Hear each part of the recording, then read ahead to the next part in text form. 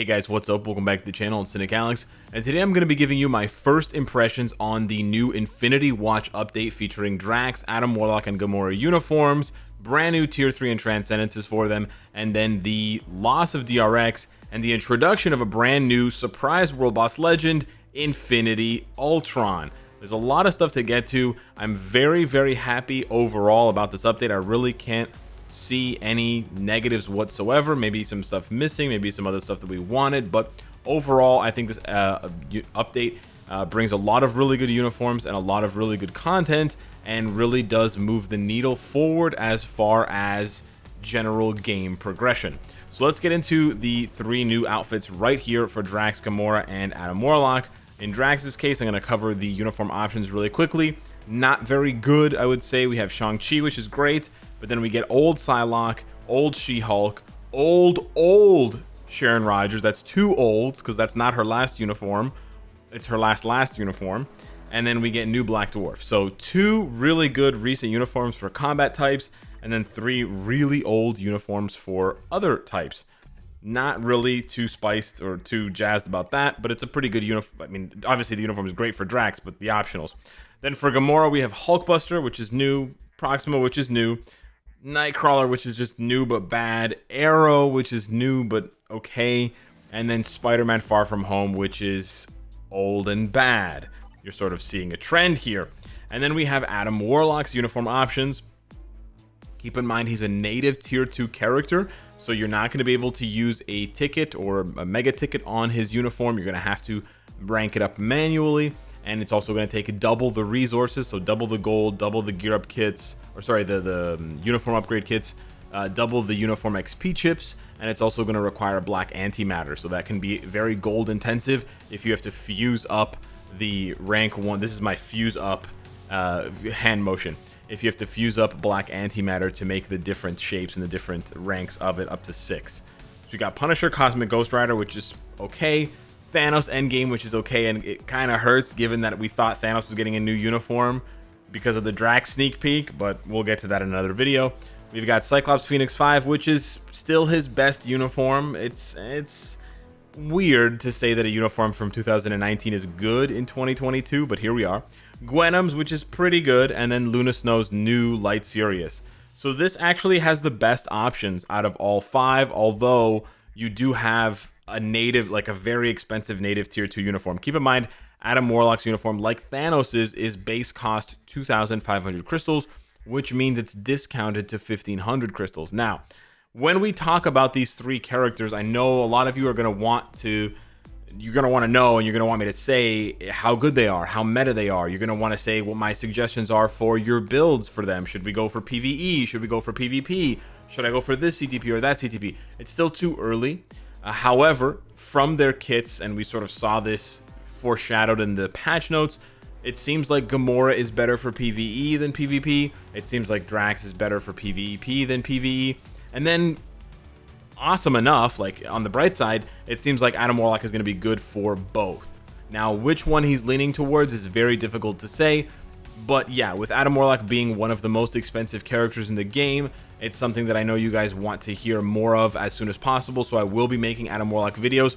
I also wanted to cover it in this video because, as you notice here, I transcended Drax, I transcended Gamora, I didn't Tier 3 Adam Warlock. And you're probably wondering why I didn't Tier 3 Adam Warlock. It's not because I don't have the resources. It's not because I didn't finish his build. It's because he's actually quite good at Tier 2, and I'll show you in a second. But it also sort of asks, or let me linger on this page a little bit longer so you can see those crazy stat bumps. It sort of begs the question of how often I should still cover Tier 2 characters before they become Transcended or Tier 3 in the game. And I sort of try to balance that. You know, if a character is really useless at Tier 2, then I'm just going to skip ahead, because there's no sense making a video pointing out how weak Gilgamesh is at Tier 2 if he suddenly becomes a PvP god Transcended, right? Like, let's just focus on the good parts here. But on the other hand, if I don't ever focus, like if no character is ever good at Tier 2, you guys ought to know that as well, because then the cost of entry for Adam Warlock becomes so much higher. In my case, I bought Adam Warlock back in 2018, and I maxed him out right away. And then as soon as I could get him to level 70, you know, we got his potential not too long after that. And then I've just been sitting here for years banking up resources. So this is 4 years in the making for me and for some other players. We're obviously going to tier 3 him instantly, and my gut tells me to tier 3 him instantly. However, for those of you that don't have Adam at all, maybe you want to know, right? Do I have to really go all the way to tier 3, which is a huge investment? Do I really have to go all the way just to get something out of it? Or can I do a pit stop, right? Can we make base camp on the first level of Everest before we go for the peak? That's sort of what I'm trying to balance here with Adam Warlock. So I'm going to show you, let me just quickly recap the build here. His energy defense is much higher than normal because I have his leadership, so just keep that in mind. It's actually not 23,000, which is like tier 3 level already.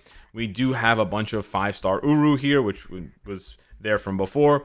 We have the rank 5 type enhancement. We have the Power of Angry Hulk. I actually switched from Overdrive to Power of Angry Hulk because I needed the attack speed. Attack speed is pretty important for him, as you will see. Wink, wink. We still have the double crit rate 140 proc. And then with the new uniform, we have an extra 25% or 35% attack. Wow. And then we have the 2 attack rolls there. So he's getting a lot of base stats. If you just want to do a quick comparison here, 41,800 energy attack. And then his base kit was 33. So a lot, 8,000, almost 9,000 energy attack more with this uniform on top of the massive rework that he got. We'll get to you in a second, my dude. You're absolutely gorgeous. Don't worry, guys. I know. Listen, we covered him first in the patch notes, so now in this video I have to leave him to the end because he's so cool. So we're gonna do this. We're gonna do this here. This is just a quick recap. You can go back and watch that video that I did a couple of days ago with the funny thumbnail of the old Adam Warlock, and you can see night and day. I mean, pretty much nowadays every uniform is night and day besides Colossus, sadly. But really, for Adam Warlock, Gamora, and Drax, you're not gonna go wrong with any of these uniforms. Now, are all 3 of them going to be top of the meta? That's probably not going to be the case. But this one just might be. So this is at tier 2. Keep that in mind, guys. This is with a 140 proc obelisk. The damage is outrageously good, 4 to 5 bars per rotation. For a tier 2 character, that is very, very good. Even, again, given my Pierce, if a character can clear a World Boss 99 stage in under a minute, it is a very, very good sign. Now, we're losing a little bit of time here. We're going to recover. And his 3rd skill is an infinite skill, so I can actually let this run forever. Even if Black Dwarf pushes me around, it doesn't stop the skill from animating.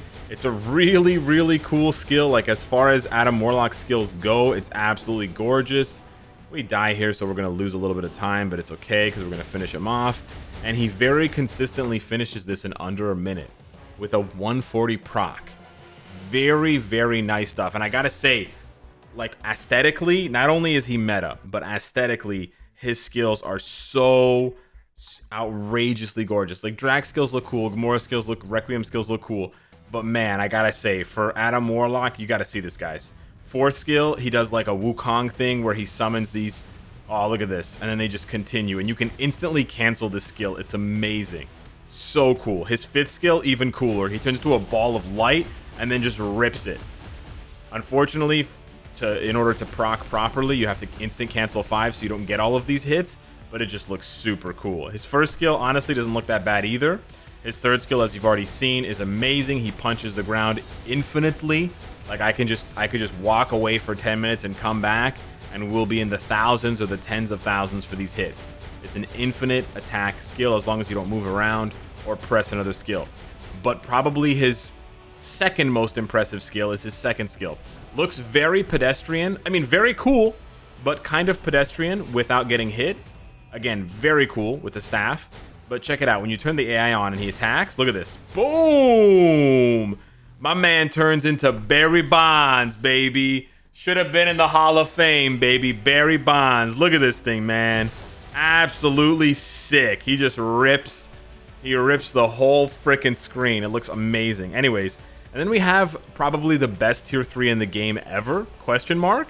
This is with the SFX off, which I think is worth mentioning because by and large, tier 3 skills and transcendent skills look cooler with SFX on. But when the SFX is on, it causes problems with timing, and the clock sometimes stops in the game, so you get all confused, and your proc messes up, and whatever, all that stuff. That's not the case. Check this out. He takes everybody into space. The whole, look at this, and then he pops up in the corner. The AI icon is sort of blocking it, but dude, how cool was that? How cool, how sick was that? That is the best tier 3 skill in the game, and they need to make more tier 3 skills like this with that little camera shift. And then, oh man, it's absolutely gorgeous. Like, it's just insane. So yeah, difficult for me to peg where this character is going to fit on your roster at tier 2. Obviously, you're going to want to tier 3 him. But yeah, I'm sort of just trying to juggle that fact with that you know, value consideration with the fact that he is such an expensive character. As far as whether you should get him now versus waiting for the anniversary or waiting for Black Friday for a larger discount, the discount there appears to be only 10% more than it is now. Now there's a 20% discount on his purchase. For Black Friday, it's 30%. So that actually only equates to about 650 crystals, I believe, maybe less. So I gotta say, if you really want to get him, you shouldn't let 650 crystals stand in your way. For some people, it will be a deal breaker. For sure, I understand you're doing things on a budget, and I respect that, absolutely. But again, if you're what I said was right. My preface to that was if you really want to get him. Now, keep in mind, this sort of gets lost in the shuffle, that unlike other characters, when you get him to level 50 and then you get him to level 60, you get a refund. So he actually ends up costing you 1,100 crystals less. And this refund is static, regardless of what the price was that you paid for him. So you buy him right now for 5,280 crystals.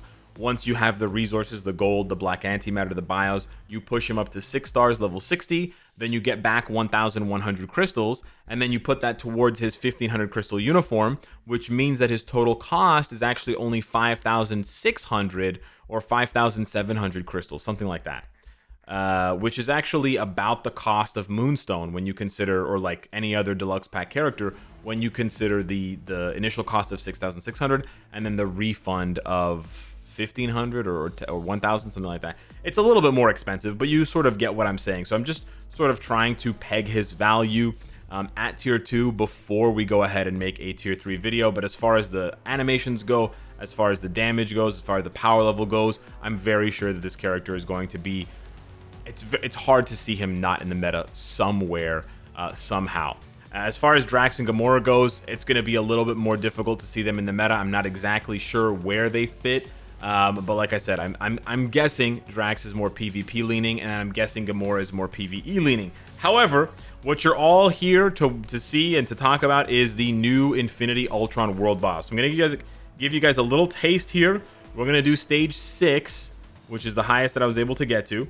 And the team we're gonna use is which team honestly performed the best? This team honestly didn't perform so badly, but I'm gonna sub out War Machine for Valkyrie just to give this team a little bit more punch. But yes, we are gonna use Odin because actually no strikers here. I want you guys to see the action. Odin's actually not bad. Now again, this is not gonna be a guide. I'm not gonna you know, try to give you guys tips here. I'm just gonna do my first playthrough, like basically sort of emulate my first playthrough and show you how this looks. We're just skipping through the there was like a cutscene at the beginning that you see the first time. So he transforms right away, and then the fight begins. And of course I mess up my first rotation with Odin because it's 6 o'clock in the morning and I'm like woozy from being awake for so long. So the fight starts off pretty standard, but it gets pretty trippy pretty early on. So he does attacks like this, which are honestly terrifying. And then he has this meter. And the meter is best described as the opposite of Mephisto's meter. So what that means is Mephisto's meter will increase as you hit him, and that will trigger his rage outburst. This one, and look how much damage he just did to me. Crazy, right? Ultron's meter, Infinity Ultron's meter, it will go up as you don't hit him. So actually, as you, like, if you leave him alone, basically, you let him power up. So it's a really interesting mechanic. It's unlike anything we've ever seen before, and it really creates a hectic playstyle that is unlike anything. It's really, really cool. I'm not really selling it right now because I'm really trying to focus to not die. Because believe it or not, he does, like, you saw how much damage he did with that one hit. Like, Shang-Chi has over 110,000 HP. And I'm just terrified. The music's actually really good too. I'm terrified of letting his meter increase. So you can see here at 8 bars, he's going to make himself invincible automatically. And that also helps him to build up the bar. There we go. He activated optimization mode. So this is really cool. Optimization mode. You basically have to dodge an attack, a series of attacks, and then you need to attack him back. So here he's going to do this, and then I need to attack him in order to knock his optimization mode down. And I'm not sure if we got down far enough. I think we did. There we go. Successfully stopped Ultron. Yes, great. So we stopped him. We powered him down. You can see he's back as Vision temporarily. Oh, I can't. There we go. So cool, man. I love, like, I'm gonna love this. I'm gonna love playing this. This is gonna be so good. We're doing more energy from other dimensions. Okay, it's actually, ow, that's 70,000 damage. Jeez. The hits, bro, the hits on these are just wild. Okay. Oh, he just went right into it, eh? Okay, let's see.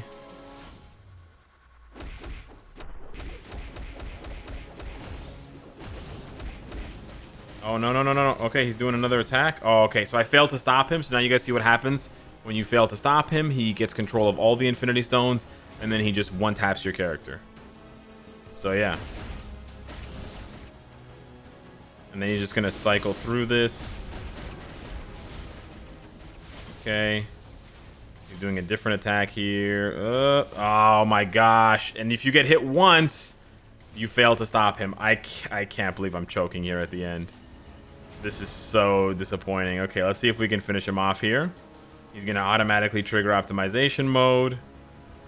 Okay, we're going into this one here. All right.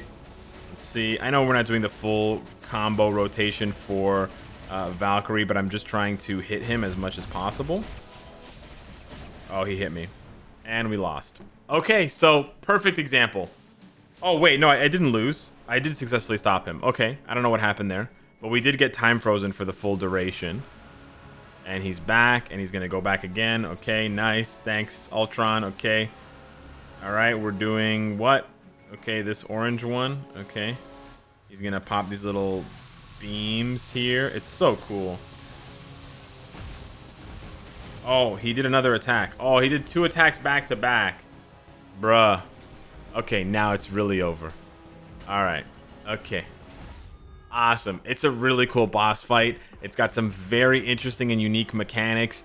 And like I said, it makes you play in a way that no other game mode does. Where you basically... It's sort of like ABX. You have to be constantly applying pressure to a boss in order to stop them from doing something that is going to basically just one-shot one of your characters. It's really, really cool. And it honestly creates new strategies, and it creates new evaluations for characters. Like, for example, just a small way of thinking about it, or like a small example of how you can think about it. Characters that have a long pause between their rotation. Like, let's say Gambit, right? We always praise Gambit for being such a cool character and how easy and smooth his rotation is. And that's still true. But against Ultron, it's terrible.